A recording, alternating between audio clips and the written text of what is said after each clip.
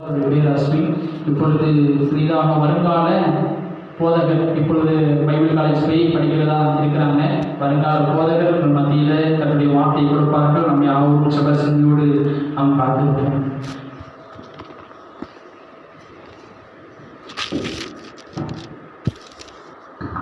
தேவனுடைய நாமம் மகிமைப்படுவதாக. உங்களை எல்லாத்தையும் பார்த்ததில் நான் ரொம்ப சந்தோஷப்படுகிறேன். இயேசு கிறிஸ்துவின் நாமம் மகிமைப்படுவதாக. அதாவது வசனம் சொல்லியிருக்கு, சின்னவனை புழுதியில் இருந்து எடுத்து எளியவனை குப்பையில் உயர்த்துறாரு. அந்த வசனம் எப்படிப்பட்ட வசனம்னா, ஒரு இதுக்கும் லாய்க்கில்லாத மகனை உயர்த்துற தேவன் தான். அதாவது இவன் தகுதியே இல்லை இந்த வேலைக்கு. இப்போ நீங்க ஒரு வேலைக்கு இன்டர்வியூ போறேன்னு வச்சுக்கோங்களேன், அவங்க முதல் பார்க்கறது கைட்டு பார்ப்பாங்க, வெயிட் பார்ப்பாங்க, உங்க சர்டிஃபிகேட் பார்ப்பாங்க, எவ்வளோ படிச்சிருக்கீங்க, உங்க கையில எவ்வளோ பணம் இருக்கும், அதைத்தான் பார்ப்பாங்க. ஆனா ஏசப்பா வந்து அப்படி பார்க்க மாட்டார். அவர் இன்டர்வியூ எடுக்கணும்னா தகுதியே இல்லாத ஆளை தான் தகுதிப்படுத்துவார். இவன் ஒரு இதுக்கும் லாய்க்கு இல்லை, இவன் நிலப்படுத்துறதுக்கு ஒரு இதுக்கு லாய்க்குன்னா தகுதியே இல்லாதவனை தான் நிலப்படுத்துவார். நான் இன்னைக்கு வந்து உங்களுக்கு முன்னாடி நான் நிற்கிறேன்னா தெய்வ கிருபையினால தான் நான் நிற்கிறேன். நான் வந்து ஒரு இந்து குடும்பத்தில் நான் பிறந்து வளர்ந்தவன். நான் வந்து கிறிஸ்டின் குடும்பத்துலேருந்து சின்ன வயசுலேருந்து கிறிஸ்டின் அல்ல, இந்து குடும்பத்துலேருந்து பிறந்து வளர்ந்தவன். எங்கள் அப்பா அம்மா எல்லாமே சொந்தக்காரங்க, எல்லா பேரும் இந்து குடும்பம் தான். நான் வந்து கிட்டத்தட்ட 2019 சர்ச்சுக்கு வர ஆரம்பிச்சேன். 17 வயசுலேயே இந்த வேத புத்தகத்தை எடுக்க ஆரம்பித்தேன். இன்னைக்கு வந்து உங்கள் வீட்டில் எல்லா வீட்லேயும் வேத புத்தகம் இருக்கு. ஒவ்வொரு வீட்லேயும் ஒரு 5 வேத புத்தகம் இருக்கு. ஆனா இந்த வேத புத்தகம் வந்து சாதாரண வேத புத்தகம் இல்லை. நான் உங்களுக்கு முன்னாடி நான் சொல்றேன், இன்னைக்கு 17 வயசுல இந்த வேத புத்தகத்தை எடுத்திருக்குன்னா சாதாரண காரியம் இல்லை. ஏன்னா நாங்கள் கோயிலில் பூஜை பண்றவங்க, சங்கடா சதுர்த்திக்கு ஆனால் நாங்கள் வந்து பிள்ளையார் கோயிலில் பூஜை பண்ணுவோம். இன்னைக்கு எங்கள் சொந்தக்காரங்க ரீதியில் பார்த்தீங்கன்னா வந்து நிறைய பேர் சொல்லுவாங்க, இந்த பைபிளை எடுத்துட்டான், கிறிஸ்டின் மதம் மாறிட்டான், சர்ச்சுக்கு போயிட்டான், எப்படி முன்னேறலாம் பார்த்துடலாம் அப்படின்னு எல்லா சொந்தக்காரங்களும் சொல்றாங்க. இவன் கிறிஸ்டின்ல சேர்ந்துட்டான், இவ்வளவு நாள் இந்து கோயில இருந்து இது பண்ணா, இன்னைக்கு கிறிஸ்டின்ல சேர்ந்துட்டான், இன்னைக்கு பைபிளை தூக்கிட்டான், மதம் மாறிட்டான், எல்லாரும் சொல்றாங்க. ஆனா நான் சொல்றேன், சொந்தக்காரங்க என்ன சொன்னாலும் பரவாயில்ல, நான் தேவனுக்கு முன்பாக நிற்கிறேன்னா ஒருபோது நான் வெட்கப்பட்டு போவதில்லை. ஹல்லேலூயா. இன்னைக்கு 17 வயசுல நான் பைபிளை தூக்கியிருக்கேன்னா சாதாரண காரியம். ஒரு நோக்கம் இல்லாம நான் சர்ச்சுக்கு வரல, திட்டம் இல்லாம சர்ச்சுக்கு வரல. ஏன்னா இந்த குடும்பத்திலிருந்து ஒருத்தனை வேறு பிடிக்கிறதுனா சாதாரண காரியம். ரோமன் 8:25 சொல்லுது, எவர்களை முன்குறித்தாரோ அவர்களை அழைத்திருக்கிறார், எவர்களை அழைத்தாரோ நீதிமான ஆக்கியிருக்கிறார், நீதிமான ஆகணும் மகிமைப்படுத்திருக்கிறார். அப்போ ஒரு குடும்பத்திலிருந்து ஒருத்தவனை தேர்ந்தெடுக்கிறான்னா சாதாரண காரியம் இல்லை. அவனுக்கு தேர்ந்தெடுத்து ரட்சித்து சர்ச்சுக்கு வந்து அபிஷேகம் பெற வச்சு ஊழிய அழைப்பு கொடுத்து ஊழியம் பார்க்க வைக்கிற தேவ கிருபை. ஒரு மனுஷனை வந்து எப்பவுமே சாதாரணமா தேர்ந்தெடுக்க மாட்டாருங்க.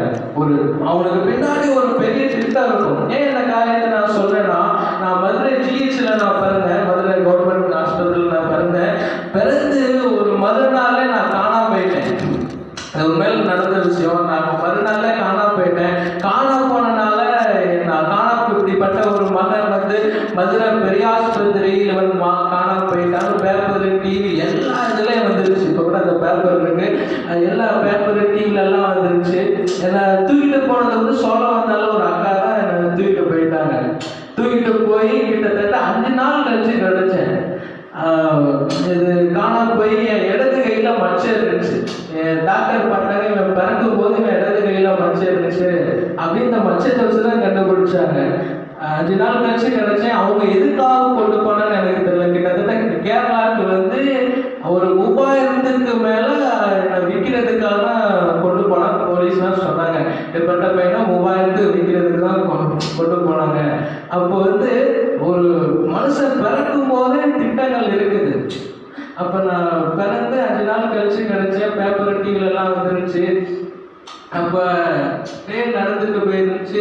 அப்போ அதாவது ஒரு மனுஷன் பிறக்கிறான்னு வச்சுக்கோங்களேன். இப்போ மோசையை நீங்கள் எடுத்துக்கிட்டீங்கன்னா அவர் பிறக்கும் போது திட்டங்கள், ஏன்னா இஸ்ரவேல் ஜனங்களை வழி நடத்தக்கூடிய திட்டங்கள் வச்சிருந்தார். இது போலதான் என் வாழ்க்கையில போயிட்டு இருந்துச்சு. நான் 5ஆவது படிக்கும் போது நான் என்ன செய்வேன்னா, கோயில பூஜை பண்ணுவேன். என் வேலை காலையில எதிர்த்து குளத்துல தண்ணி எடுத்து சிலைக்கு தண்ணி ஊற்றுறது, இந்த மாதிரி சங்கடா சதுர்த்தி ஆச்சுன்னா பாலை அபிஷேகம், இந்த மாதிரி அபிஷேகம் பண்ணுனா என் வாழ்க்கை அப்படி போயிட்டு இருந்துச்சு.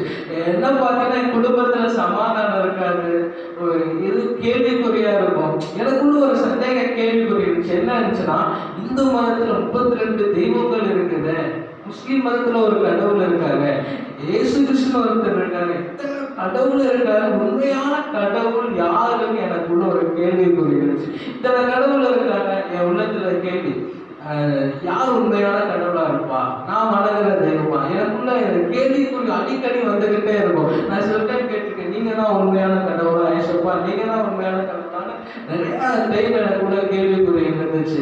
என் குடும்பத்துல பார்த்தீங்கன்னா எனக்கு அப்பா அம்மா இருக்காங்க, எங்க அப்பா வந்து தண்ணி அடிப்பாங்க, தண்ணி அடிச்சு எங்க அம்மா அடிப்பாங்க. இப்படி கணவன் மனைவிக்குள்ள அடிக்கடி பிரச்சனை வந்துகிட்டே இருக்கும். எங்க அப்பா அம்மா இப்போ ஒண்ணு சேர்ந்து இருப்பாங்கன்னா 1 வருஷத்துக்கு திரும்ப பிரிஞ்சிருவாங்க, திரும்ப ஒண்ணு சேருவாங்க, பிரிஞ்சிருவாங்க.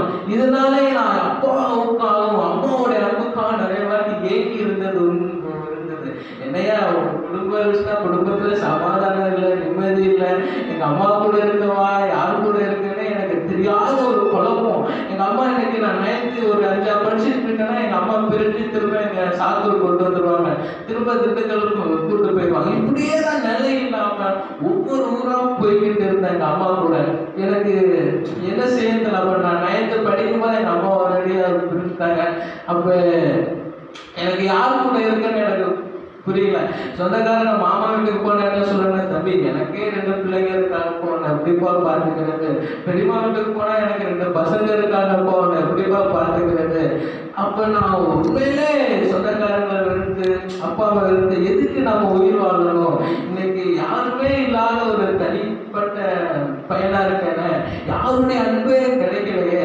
அப்ப நான் நினைப்பேன், கணவன் மனைவி இப்படி பிரிஞ்சுட்டா எவ்வளவு அன்புக்காக இருக்கிறேன்னு எனக்கு ஒரு பட்டிதான் தெரியும். இப்படி எங்க அப்பா தண்ணி அடிக்கிறாங்க, ஆனா உண்மையில சொல்றேன், ஒரு கணவன் வந்து தண்ணி அடிக்கிறான்னு வச்சுக்கோங்களேன், அந்த குடும்பத்துல சமாதானம் இருக்காது, நிம்மதி இருக்காது. அவனுக்கு வந்து தண்ணி அடிக்கிறது தான் இதுல இருக்கும். அவன் வந்து பிள்ளைய பார்த்துக்கணும், மனைவிய பார்த்துக்கணும், அந்த மாதிரி திட்டம்லாம் இருக்காது.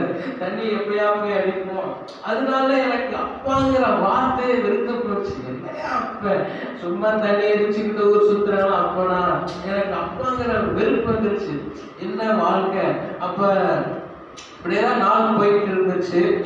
கிட்டத்தட்ட ஏசப்பாடு ஒரு காரியம் நான் கேட்டேன், ஏசப்பா நீங்க தான் உண்மையான கடவுளா, இத்தனை கடவுள் இருக்காங்க, உண்மையான கடவுளா இருந்தா என் கடவுளை நீங்க வாங்கின, நீங்க என் கடவுளை வந்து உறுதிப்படுத்துங்களேன் உண்மையான கடவுள்னா அப்படின்னு நான் ஏசப்பாட்ட கேட்டேன். ஆனா உண்மையில ஏசப்பா நான் கேட்கிற டைம்ல சொப்பனத்துல வந்து உறுதிப்படுத்துவாரு, நான் தான் உண்மையான தேவன் என்று சொப்பனத்துல இருந்து உறுதிப்படுத்துவார். இப்படியே நாட்கள் போய்கொண்டு இருக்கிறது. நான் சாப்பாடு இல்லாம எத்தனையவாட்டி ஏங்கி இருக்கேன். அப்பதான் ஏசப்பாட்ட தான் போயிருக்கேன், பேசப்பா பசிக்குது ஏசப்பா, நைட்டு சாப்பிடல ஏசப்பா, எனக்கு நீங்க ஏதாவது ஒரு சாப்பாடு வாங்கி கொடுக்கீங்களா நான் கேட்ட காலங்கள் உண்டு. இப்பெல்லாம் 9th தான் படிச்சுட்டு, அப்ப யாரை கொண்டு சந்திப்பாருன்னு தெரியாது. ஒரு ஜூஸ் எப்படினாலும் தேவைகள் சந்திக்கப்படும். அப்படியே காலங்கள் போயிட்டு இருந்துச்சு. அப்புறம் வந்து 10th வந்து ஸ்கூல்ல பிரைவேட்ல தான் நான் படித்தேன். பிரைவேட்ல பாஸ் ஆகி ஐடி காலேஜ் வந்து முடிக்க ஏசப்பா கிருபை செஞ்சார். அப்படியே நாள் போயிட்டு இருந்துச்சு.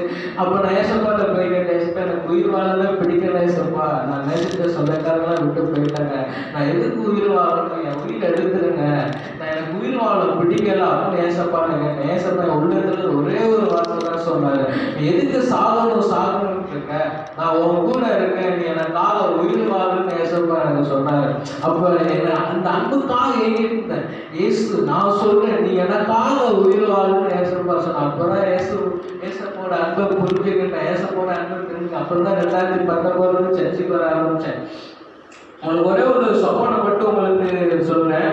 அதாவது நான் ஐடி காலேஜ் படிச்சுட்டு இருக்கேன். அப்போ படிச்சுட்டு இருக்கும்போது ஐடி காலேஜை பற்றி உங்களுக்கு தெரியும், ஒரு பசங்க ஒரு பார்த்துருப்பாங்க. அப்போ வந்து எனக்கு ஒரு சொப்பனத்தை பற்றி உறுதிப்படுத்தினாங்க.